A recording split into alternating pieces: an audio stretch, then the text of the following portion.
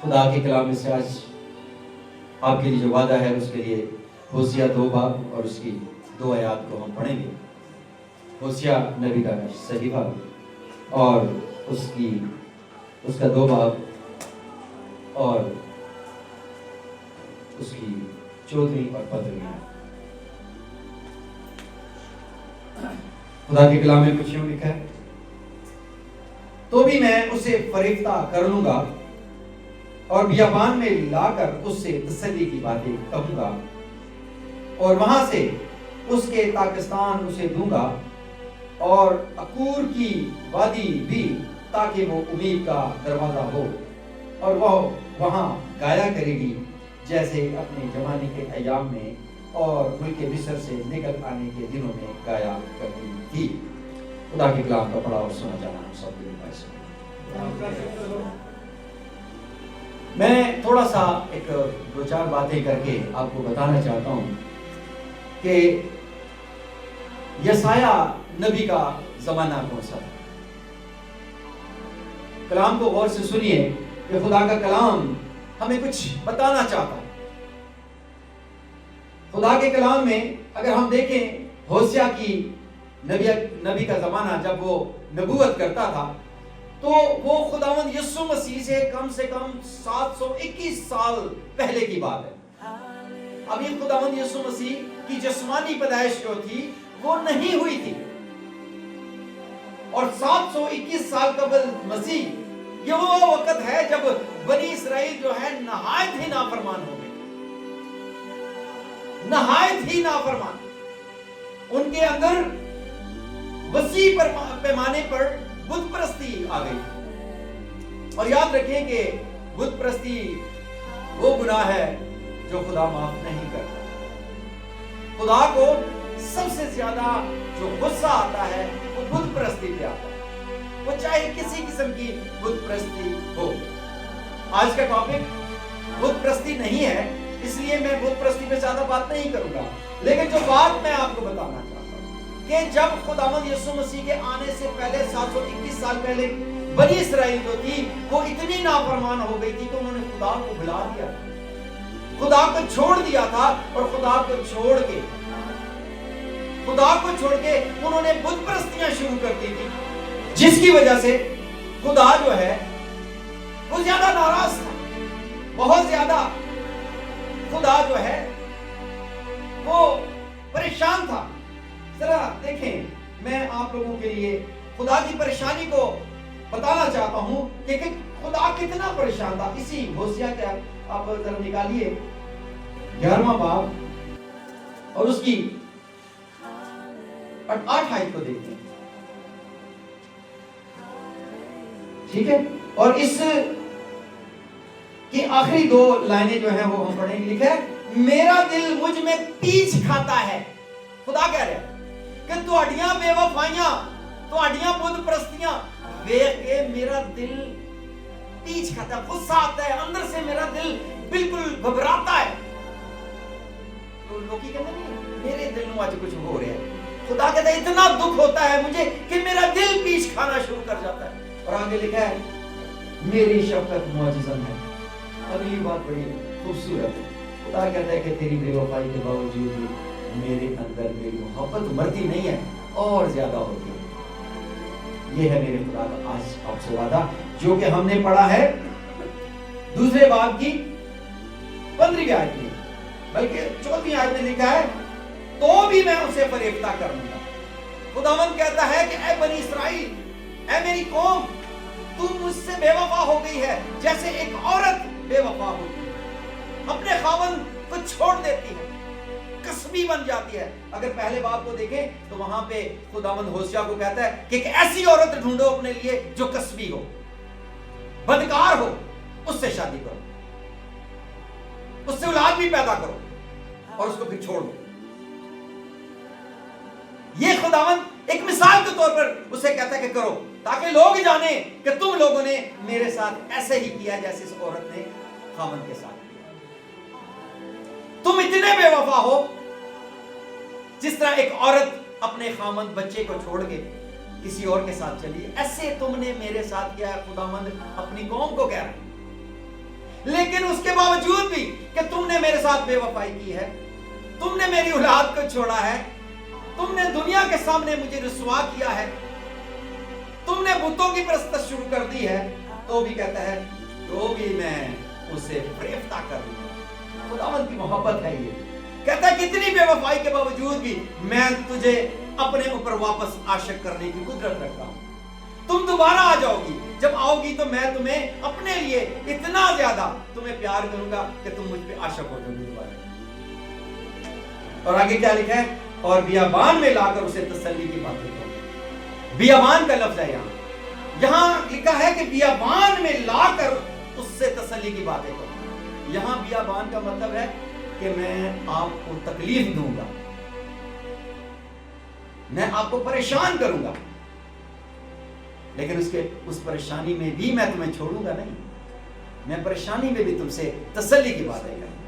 جب اپنے گناہوں اور اپنی بے وفائی کی وجہ سے تم تکلیف میں سے گزرو گی تو میں تمہارے ساتھ محبت کی باتیں، تسلی کی باتیں کروں گا۔ اور آگے دیکھیں کیا لکھا ہے، اور وہاں سے اس کے تاکستان اسے دوں گا۔ بیابان میں جو انگور ہوں گے، انگور جو ہے وہ برکت کی نشانی ہے۔ انگوروں کا تاکستان ایک شخص کا مالدار ہونے کی نشانی ہے، ایک اعلیٰ رتبے کی نشانی ہے۔ اور خداوند کہتا ہے کہ جب میں تم سے تسلی کی باتیں کروں گا تو پھر میں تمہیں اعلیٰ عہدے دوں گا، میں تمہاری ساری پریشانی دور کر کے تمہیں مالدار کر دوں گا۔ مالدار کا مطلب ہے کہ تمہیں دوبارہ سے بحال کروں گا۔ اور آگے لکھا ہے اور عقور کی وادی بھی، تاکہ وہ امید کا دروازہ بنے۔ عقور کی وادی، یہ ایک وادی ہے، لیکن عقور کا مطلب پتہ کیا ہے؟ عقور کا مطلب ہے تکلیف اور مصیبت۔ خداوند کہتا ہے کہ جو تکلیفیں اور مصیبتیں تم اٹھاؤ گے انہی کو میں تمہارے لیے برکت کا دروازہ بناؤں گا۔ وہ مصیبتیں، وہ پریشانیاں بھی آپ کے لیے برکت کا سبب بن جائیں گی۔ اور میں سمجھتا ہوں کہ یہ بہت بڑی تسلی ہے۔ آج ہم مسیحی لوگ بھی کافی حد تک خدا سے بے وفا ہو چکے ہیں، ہماری زندگیاں اس کے کلام کے مطابق نہیں ہیں، ہمارے اعمال اس کے خدا کے بیٹے اور بیٹیاں جیسے نہیں ہیں، ہماری باتیں خدا کے لوگوں جیسی نہیں ہیں۔ ہر روز مختلف طریقوں سے ہم خدا کے پاک روح کو رنجیدہ کرتے ہیں، لیکن خدا کا وعدہ، تسلی، محبت، شفقت یہ ہے کہ وہ کہتا ہے کہ میں پھر بھی تم سے کیا کروں گا؟ تسلی کی باتیں کروں گا۔ اور تمہاری جو مصیبت ہے، اور یہ مصیبت کیوں ہے؟ کیونکہ تم گناہگار، تم گناہ میں سے گزرے، تم نے بے وفائی کی ہے، اور بے وفائی کی وجہ سے تم تکلیف میں سے، مصیبت میں سے گزر گئے۔ مختلف قسم کی مصیبتیں ہیں، آپ سب جانتے ہیں۔ خداوند کہتا ہے تمہاری یہ مصیبت جو ہے تمہارے لیے میں برکت بنا دوں، تمہاری یہ جو زندگی مزریبل ہے، جس کو لوگ انگلیاں اٹھاتے ہیں کہ وہ کی حالت دیکھو جی، یہ پہلے کیسے تھا اب کیسا ہے، لوگ ہنستے ہیں تم پر، تو خداوند کہتا ہے میں تمہاری اس حالت کو تمہارے لیے برکت میں تبدیل کرتا ہوں۔ یہ میرے خداوند کا وعدہ آج آپ کے لیے اور میرے لیے۔ میں آپ کو مثال دیتا ہوں، میرے ساتھ نکالیے گا قضات کی کتاب نکالیں، اس کا 11واں باب۔ ایک شخص کی کہانی ہے، ایک سورما کی کہانی ہے، اور اس کے اوپر مصیبت کیوں آئی؟ اس لیے آئی کہ اس کی ماں جو ہے وہ بدکار تھی۔ اب اس بات کو اس طرح بھی ذرا دے رہے کہ جن کے ماں باپ ہوتے ہیں نا اس طرح کے، ان کی اولاد کے لیے کتنے مسائل کھڑے ہوتے ہیں، ان کو کتنی تکلیف اٹھانی پڑتی ہے۔ قضات 11 باب پہلی آیت سے پڑھوں گا۔ اور جلادی افتاح بڑا زبردست سورما اور کسبی کا بیٹا تھا۔ کس کا بیٹا؟ کسبی تو سمجھتے ہیں نا، ایک بدکار عورت جو اپنے بدن کو کسی پیسوں کے لیے یا کسی چیز کے لیے بیچتی ہے، چند لمحوں کے لیے، اس کو کسبی کہا جاتا ہے۔ لکھا ہے کہ کسبی کا بیٹا تھا और जलाद से अफ्ता पैदा हुआ, और जलाद की बीवी के भी उससे बेटे हुए, और जब उसकी बीवी के बेटे बड़े हुए, यानी दो, एक उसकी अपनी बीवी है और एक कस्बी है, ठीक है। और उस कस्बी से क्या होता है, एक बेटा पैदा होता है जिसका नाम अफ्ता है, और उसकी बीवी से और बच्चे पैदा होते हैं जो अपनी सगी बीवी है। अब जब वो बड़े होते हैं तो वो क्या करते हैं, देखें जरा। और जब उसकी बीवी बेटे बड़े हुए तो उन्होंने अफ्ता को ये कहकर निकाल दिया कि हमारे बाप के घर में तुझे कोई मिरास नहीं मिलेगी क्योंकि तू गैर औरत का बेटा है, ठीक है जी। लिखा है तब अफ्ता अपने भाइयों के पास से भागकर तोब के इलाके में रहने लगा, और अफ्ता के पास शोधे जमा हो गए, शोधे लोग उधर इर्द गिर्द, ठीक है, और उसके साथ फिरने लगे। और कुछ अरसा के बाद बनी अमून ने बनी इसराइल से जंग छेड़ दी, और जब बनी अमून बनी इसराइल से लड़ने लगे तो जलादी बुजुर्ग चले कि अफ्ता को तोब के इलाका से ले आए। सो वो अफ्ता से कहने लगे कि तू चल हमारा सरदार हो ताकि हम बनी अमून से।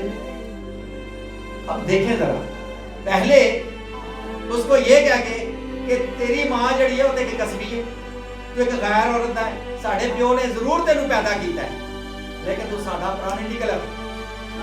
उसके भाई उसको निकालते हैं, वो भाग जाता है। लेकिन खुदा की मोहब्बत देखें, खुदा का प्यार देखें। खुदा हमेशा उन लोगों को चुनता है जिनको लोग घटिया समझते हैं, जिनको हम नजरअंदाज करते हैं, खुदा उनको ब्लेस करता है। अकूर की वादी, सोचे तकलीफ, जब किसी को ताना दिया जाए कि तेरी मां है, उसकी हालत क्या होती है, तेरा प्यो है, क्या होता होगा। आजकल के बच्चे लोग ऐसे बड़े, उनकी हालत देखें, लेकिन उसके बावजूद खुदा हमें छोड़ता नहीं है। और जरा इसकी देखें 11वीं आयत, तब अफ्ता जलादी बुजुर्गों के साथ रवाना हुआ और लोगों ने उसे अपना हाकिम और सरदार बनाया, वही जिसको इन्होंने रद्द किया था। एक वक्त आया तो उन भाइयों को उसको क्या बनाना पड़ा, अपना सरदार बनाना पड़ा। ये वादा है आज आपके लिए और मेरे लिए। अगर हम किसी वजह से गुनाह में हैं, तकलीफ में हैं, परेशानी में हम बेवफा हो गए हैं, तो भूले नहीं इस बात को कि खुदावंद की शफकत हमारे गुनाहों से बहुत बड़ी। वो हमसे बेतहा प्यार करता है। वो कहता है कि तुम जितने भी गुनाहगार हो मेरे पास आओ, मैं वो तकलीफ, वो परेशानी अब सबके लिए बरकत का सबब है। बात क्या है, लौटा, ये बात है, वापस आ, ये बात है। अगर तू बेवफा हो गई है तो तू मेरे पास वापस लौटा, मैं तुझे बियाबान में ले जाऊंगा और वहां तसल्ली की। बियाबान यहाँ एक और मतलब भी हो सकता है कि मैं तुम्हें दुनिया से कुशीदगी में ले जाऊंगा, जहां तुझे लोग देख के हंसते हैं, मैं वहां से तुझे ले जाऊंगा, वहां लेके जाऊंगा जहां कोई नहीं है, वहां बैठ के तुझे मैं तसल्ली दूंगा, तुझे बरकत दूंगा, तुझसे प्यार करूंगा। तेरे अंदर की वो सारी डिस्ट्रक्शन, तोड़ फोड़ जो लोगों के तानों की वजह से हुई है, उससे मैं मुंतमिल करूंगा, तेरे जख्म दूंगा, उस पे अपने प्यार की मरहम लगाऊंगा, और फिर मैं तुझे क्या करूंगा, तेरी तकलीफ को बरकत में बदल दूंगा। बहुत सारे लोग इस दुनिया में गुजरे हैं जिन्होंने गुनाहगार औरतों को अपनी बीवियां बनाया और उनको इज्जत की जिंदगी दी, और उन औरतों ने फिर सारी जिंदगी एक इज्जतदार औरत की तरह जिंदगी गुजारी। हुआ क्या, उन औरतों ने अपनी पहली जिंदगी से तौबा की और उस मर्द के साथ वफादारी के साथ रही, और उस वफादारी का सिला ये हुआ कि लोगों ने फिर उनकी इज्जत की। जो पहले ताने कसते थे, जो पहले लानतें डालते थे, वही उनकी इज्जत करने लगे। और इस बात को याद रखें कि खुदा हमारे माजी को नहीं देखता है। खुदा ये नहीं देखता कि आप कितने गुनाहगार हैं, वो ये देखता है कि आपने जब तौबा करने की तरफ आए कि ना, आप खुदा के पास वापस आना चाहते हैं। और जब आप कहते हैं हाँ खुदावंद मैं गुनाहगार हूं, तो खुदा का प्यार उसके दिल के अंदर मौजूद होता है। वो जिस तरह समंदर की लहरें बड़ी बड़ी मौजें उठती हैं, उस तरह खुदा के दिल में आपके प्यार और मोहब्बत की लहरें, और वो भूल जाता है कि आप गुनाहगार हैं। उसे याद आ जाता है कि उसके बेटे ने آپ کے لیے اور اس کے خون سے آپ کو دھو کے وہ آپ کو عقور کی وادی سے نکال کے آپ کے ساتھ برکت لگا۔ میں آج آپ سب کو بڑی تسلی دینا چاہتا ہوں اس بات کے لیے کہ یاد رکھیں کہ ہم سب گناہگار ہیں۔ کیا پولس رسول کہتا ہے کہ ہم سب نے گناہ کیا اور اس کے جلال سے محروم ہیں، لیکن یاد رکھیں خدا کا پیار، اس کی شفقت، اس کی رحمت بے پناہ ہے، وہ ہمارے گناہوں سے بہت بڑا ہے، وہ آج بھی ہمیں پیار کرتا ہے اور آنے والے وقت میں بھی پیار کرے گا۔ اب ہمیں کرنا کیا؟ سب سے پہلی بات اس بات کا ایمان رکھیں کہ خدا ہمیں معاف کرتا ہے۔ جب یہ ایمان آپ کا ہو جاتا ہے تو پھر چھوٹی سی بات رہ جاتی ہے کہ اس کے پاس آ کے اقرار کریں اور اپنے گناہ کو ترک کریں۔ جب آپ واپس آئیں گے اور آپ خدا کے فرزند واپس اس کے ابدی گھر میں داخل ہونے کے لیے تیار ہو جائیں۔ خدا نے آپ کے تمام گناہ دھونے کے لیے اپنے بیٹے کا لہو صلیب پر بہا دیا تاکہ میں اور آپ اس ابدی زندگی میں داخل ہوں جو میرے لیے اور آپ کے لیے تیار ہے۔ ایمان رکھیں کہ خداوند آج آپ کو دکھ سے نکالنا چاہتا ہے اور وہ چاہتا ہے کہ ہم اس کے ساتھ وفاداری کے ساتھ چلیں۔ وہ آپ کی لعنتیں، آپ کی تکلیفیں، مصیبتیں برکت میں تبدیل کرنے کی قدرت رکھتا ہے۔ خداوند پر بھروسہ رکھیں، خداوند کے ساتھ ایمانداری کے ساتھ چلتے رہیں اور اپنے ماضی کو بھول جائیں، کیونکہ خداوند نے بھی اب آپ کی ماضی کو دھو دیا ہے۔ خداوند نے آپ کے سارے گناہ دھو دیے ہیں۔ آئیں اپنی اس عقور کی وادی کو خدا کے سامنے رکھیں، اپنی مصیبتوں کو، پریشانیوں کو خدا کے سامنے رکھیں اور وہ آپ کی مصیبتوں میں بھی آپ کو برکت دینے کی ضرورت ہے۔ آمین۔ خداوند آج کے کلام کے وسیلہ سے آپ سب کو